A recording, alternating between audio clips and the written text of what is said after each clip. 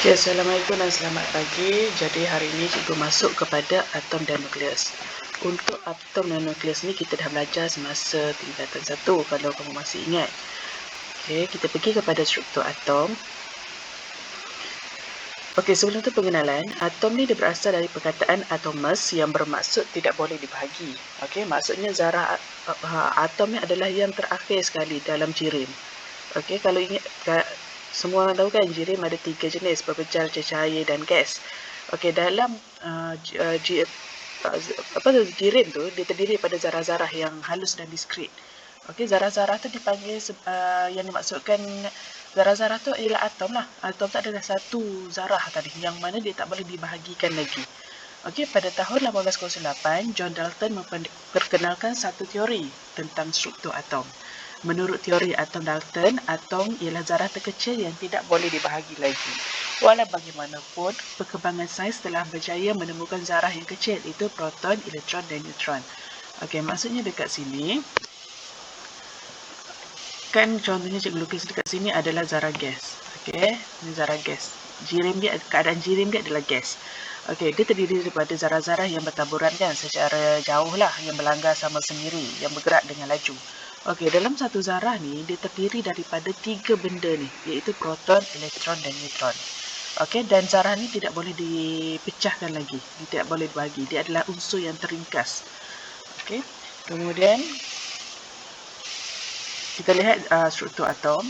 Okey, gambaran asalnya macam inilah struktur atom, iaitu zarah dalam keadaan kita ambil juga dalam jirim gas. Okey, zarah dia macam ni, kita keluarkan satu zarah, dia digambarkan macam ni. Okey, dalam dekat tengah ni terdiri daripada proton dan neutron. Okey, proton ni adalah zarah yang bercas positif, manakala neutron dia tidak bercas. Okey, dia tak ada cas untuk neutron. Okey, kemudian dia ada satu lagi orbit yang mengelilingi. Okey, satu lagi bahagian yang mengelilingi bahagian tengah tadi yang dipanggil sebagai elektron. Elektron ni sentiasa bergerak. Okey, elektron ni adalah zarah yang bercas negatif lah. Dia sentiasa bergerak mengelilingi nukleus yang mengelilingi benda yang tengah tadi, okey, nukleus dia. Okey, mengikut orbit masing-masing lah. Manakala untuk proton dan neutron dia tidak bercas. Okey, proton dan neutron akan penambahan jisim proton dan neutron dia akan memberikan jisim kepada zarah tersebut. Okey, proton dan neutron kita panggil sebagai nukleus dia lah, manakala elektron ni adalah yang mengelilingi nukleus tadi. Okey, iaitu cas negatif yang mengelilingi nukleus tadi. Ini adalah gambaran ringkas lah. Okey, apabila bilangan proton dan atom sama dengan bilangan elektronnya, maka atom tersebut adalah neutral. Maksudnya, kalau kat sini, jika dia ada 1, 2, 3, dia ada 3 elektron kan? 3 charge negatif. Dan dekat sini, dia ada 1, 2, 3. 3 charge positif. Okey, 3 charge positif. Maksudnya dekat sini, atom itu berada dalam keadaan neutral. Dia tidak ada charge. Sekiranya dia punya zarah elektron, contohnya sini 3 elektron mengelilingi, sini dia ada 2p, cikgu padam satu lah. Okey, kiranya dia ada 2 proton. Okey, maksudnya atom ini bercas negatif sebab dia ada lebihan negatif. Okey, sekiranya dekat sini dia ada 3 proton, sini dia ada 2 elektron, maka atom ini bercas positif sebab dia ada lebih positif.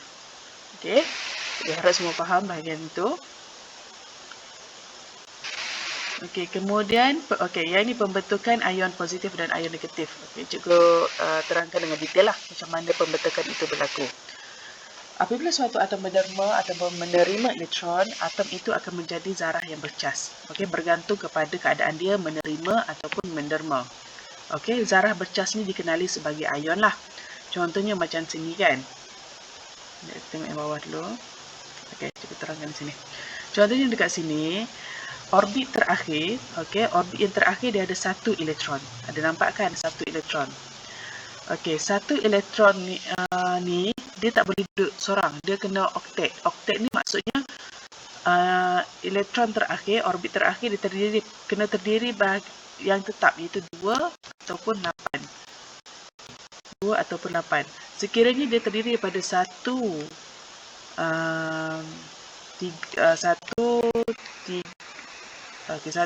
3 4,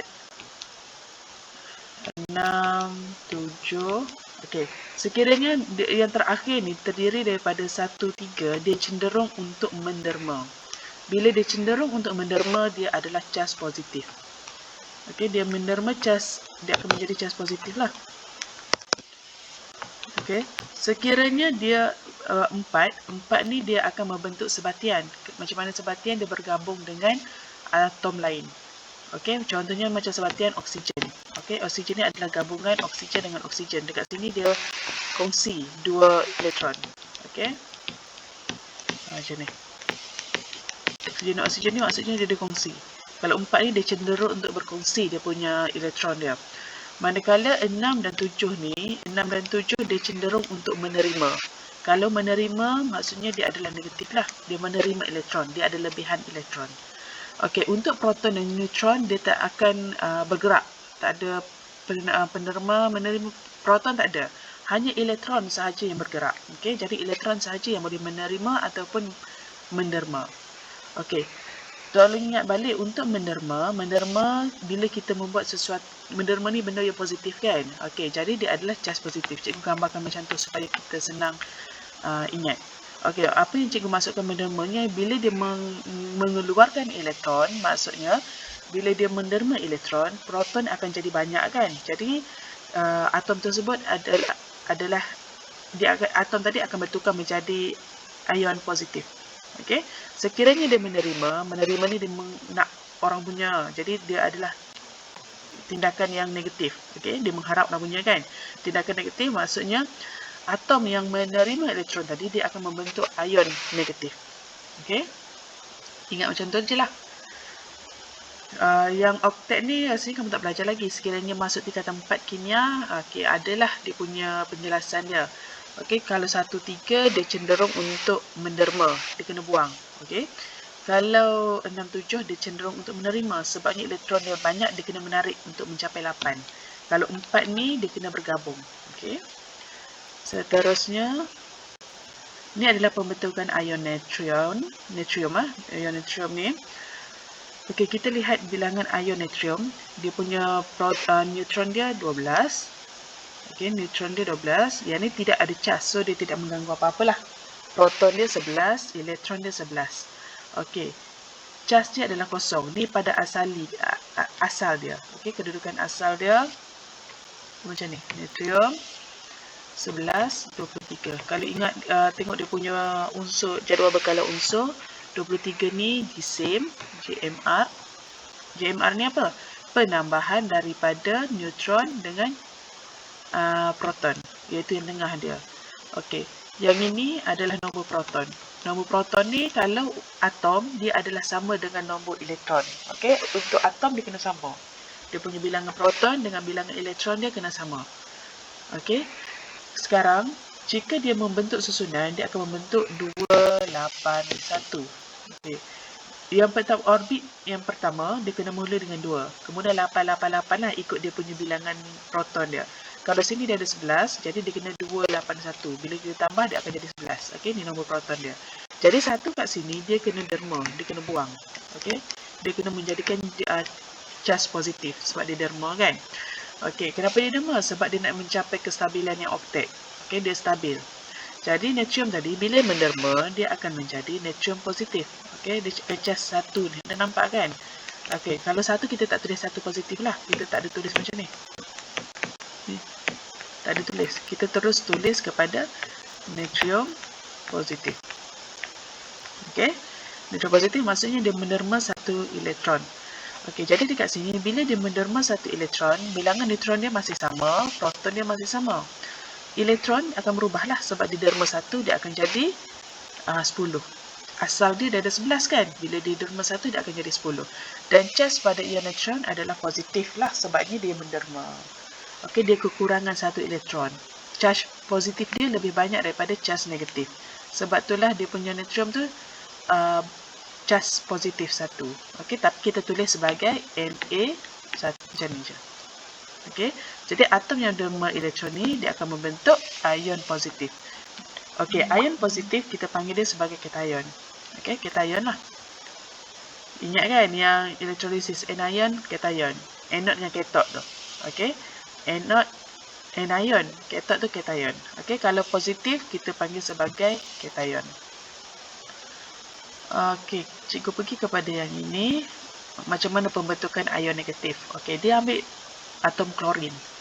Atom klorin dia punya proton, yang ni yang asal. Okey, yang asal neutron dia 18, proton dia 17 dan elektron dia 17. Kalau itu periodic table, okey, nombor proton duduk atas. Nombor bawah ni kena 35. Kenapa 35? 8 ni kena tambah dia punya nukleus. Neutron dengan proton duduk tengah kan. So dia kena tambahlah 18 tambah 17. Okey, 35. Okey, dia punya susunan dia 17. So pembentukan susunan elektron dia adalah 287. Sebab sini dia kena 28.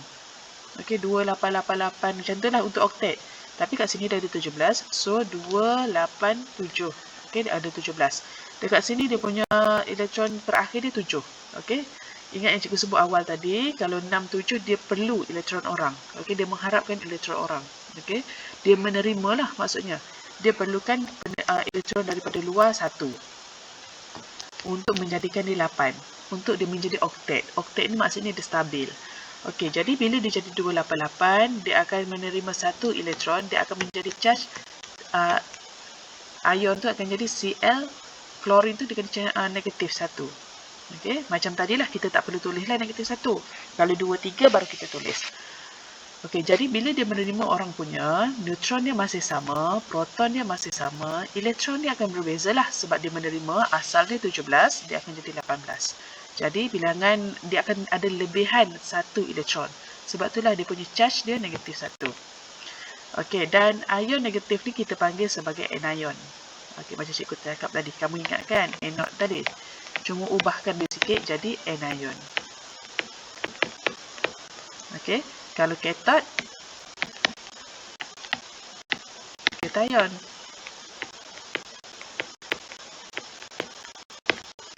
Macam tu. Harap fahamlah bahagian menerima dengan menerima ni. Okey, kalau yang menerima tu maksudnya benda tu dia tak elok lah sebab dia mengharap orang punya. Okey, jadi dia adalah negatif. Label macam tu pun tak ada masalah. Okey, sekarang cikgu pergi kepada sinar mengayon dengan sinaran tidak mengayon.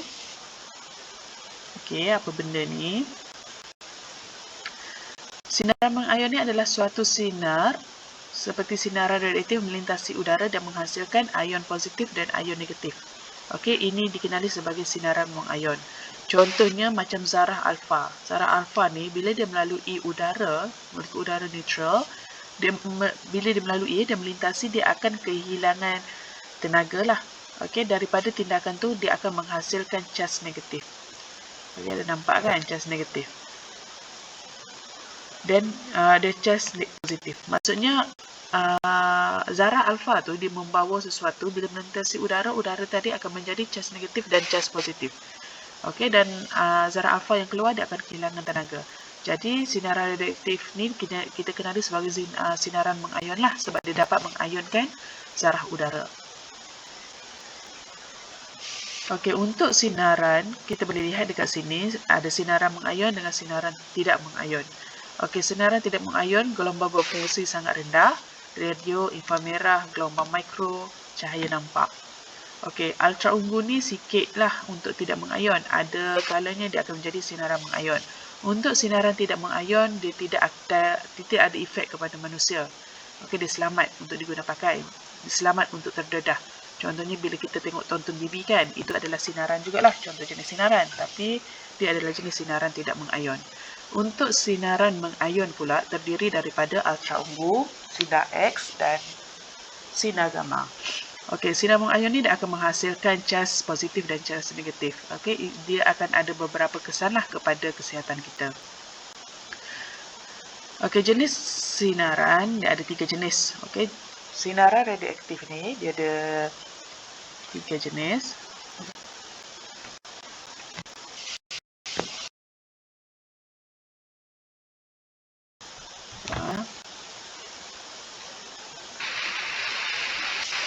Sinaran, okey, dia ada 3 jenis, itu alfa, beta, gamma.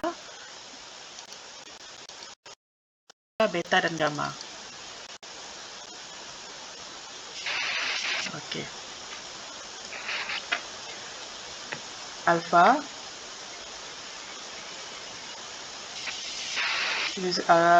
sinar beta, dan macam ni adalah sinar gamma lah.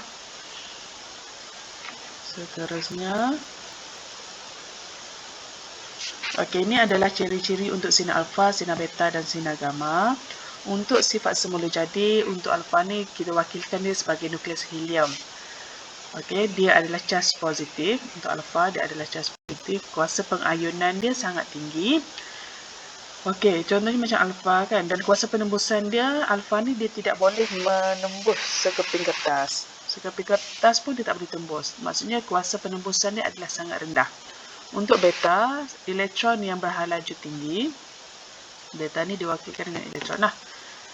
Maksudnya dia tidak ada pemberatan nukleus dekat sini. Okey, cas negatif, cas zarah dia adalah negatif dan kuasa pengayunan dia sederhana. Kuasa penembusan dia tidak boleh menembus aluminium yang setebal 3 mm.